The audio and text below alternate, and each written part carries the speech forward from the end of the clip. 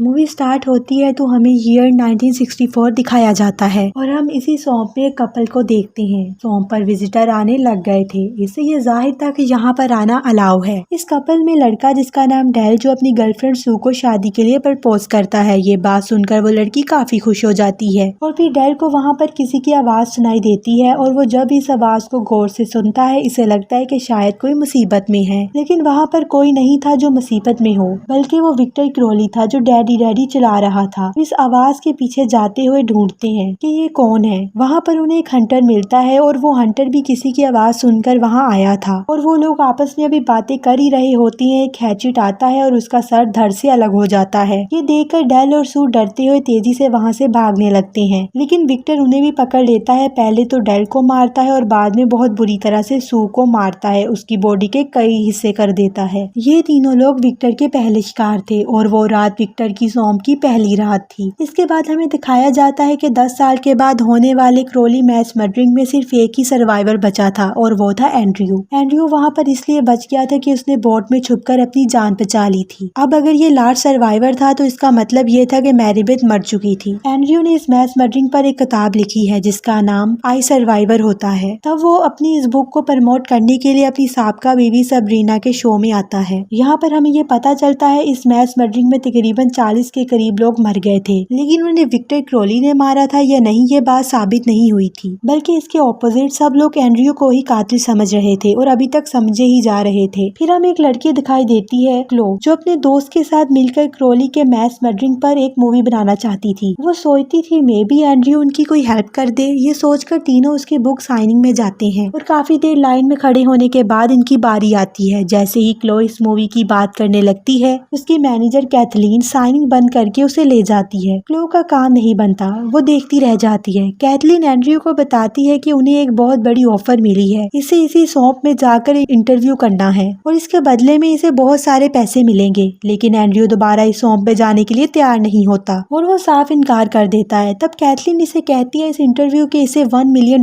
मिलेंगे और $1 मिलियन का सुनते ही वो जाने के लिए राजी हो जाता है और जाकर प्लेन में बैठ जाता है। यहाँ पर इसे बहुत सारे विजिटर्स मिलते हैं और तभी वहाँ पर सबरीना भी आ जाती है। वहाँ पर एंड्रयू को पता चलता है कि इसका इंटरव्यू किसी और ने नहीं बल्कि सबरीना ने ही लेना है, जिससे वो बिल्कुल भी खुश नहीं था। दूसरी क्लो और इसके फ्रेंड्स क्रॉली मैस मर्डरिंग का ट्रेलर शूट करने के लिए सॉम्ब पर पहुँच जाते हैं और अब इस सॉम्ब को एक थीम पार्क बना दिया गया था और यहाँ पर क्रॉली की शक्ल के पुतले भी सेल हो रहे थे। वहाँ पर उन्हें एक गाइड डीलन भी मिलता है जो उन्हें सॉम्ब का टूर करवाता है। वो उन्हें बताता है कि शुरू के 4 सालों में बहुत से लोग यहाँ पर आए थे, लेकिन इन 4 सालों की निस्बत अब लोग बहुत कम आते हैं क्योंकि लोगों को विक्टर क्रॉली का क्रेज खत्म हो गया है। क्लो ने इस कर्स का पता लगवाया था जो मरते हुए शाइन ने अपनी नर्स के बच्चे को दिया था जब वो पैदा ही नहीं हुआ था। इसी कर्स की वजह से विक्टर क्रॉली बना था, लेकिन उसे समझ नहीं आ रही थी कि कर्स को कैसे बोलना है, तो वो यूट्यूब की हेल्प लेती है। यूट्यूब पर इसे बहुत से टीचर्स मिल जाते हैं। यहाँ पर लोग इस कर्स के बारे में सिखा रहे थे कि इसे कैसे बोला जाता है। एंड्रयू का प्लेन टेक ऑफ कर चुका था और बाकी सब लोग इंटरव्यू की तैयारी कर रहे थे। इन लोगों ने एंड्रयू का प्लेन पे उतरते हुए सॉम्ब को देखने का एक शॉट बनाना था और एंड्रयू का मेकअप किया जा रहा था। तब प्लेन जोर जोर से हिलता है और मेकअप आर्टिस्ट जे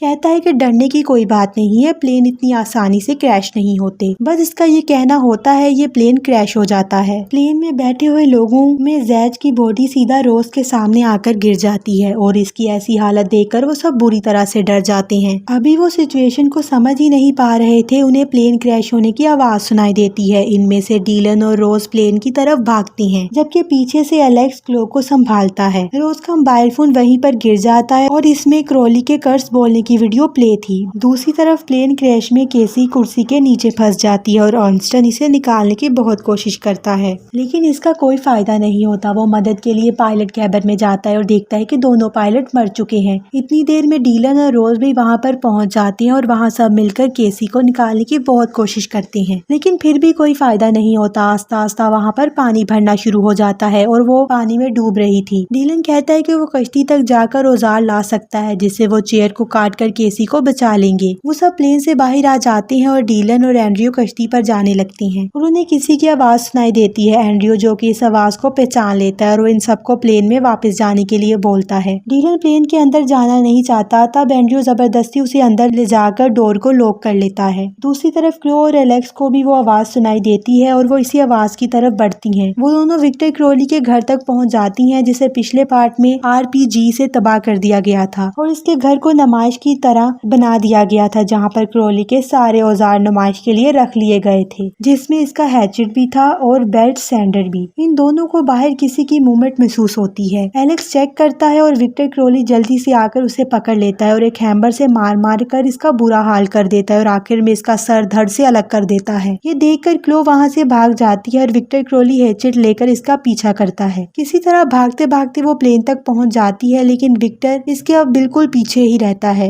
इसका सर प्लेन की विंडो में जोर से दे मारता है और पीछे की तरफ घसीट कर जमीन पर जोर से पटक देता है और वो इसे अपना वेट समझ रहा था और इसे वहाँ छोड़कर चला जाता है। प्लेन में पानी भरना शुरू हो जाता है और केसी इसमें डूब रही थी। अचानक पानी में वाटर स्नेक आ जाता है, जिसे देखकर कैथलीन घबराते हुए प्लेन से बाहर आ जाती है, लेकिन इसे ये नहीं पता था कि क्रॉली प्लेन के ऊपर खड़ा है। तब ऑस्टिन दरवाजा बंद करने के लिए बाहर आता है। जैसे ही वो अपना सर बाहर निकालता है, विक्टर उसे अपना हैचेट घुमाकर मारता है और इसका सर धड़ से अलग होकर एंड्रयू के हाथ में आके गिर जाता है। इसका दिमाग निकलकर बाहर गिर जाता है और जाहिर है जितना जालिमाना तरीके से इसे मारा गया था वो मर जाता है। कैथलीन को बाहर नेटवर्क भी मिल जाता है और वो पुलिस को कॉल कर देती है, लेकिन इससे पहले वो कुछ बता पाती क्रॉली इसका हाथ ही उखाड़ देता है और दर्दनाक तरीके से इसको भी मार डालता है। फिर वो क्लो का चेहरा कुचल कर उसे भी मार देता है। प्लेन के अंदर केसी पानी में डूब जाती है और तड़प तड़प कर उसकी मौत हो जाती है। अपनी आंखों के सामने उसे तड़पता हुआ देखकर कोई भी उसकी हेल्प नहीं कर पाता।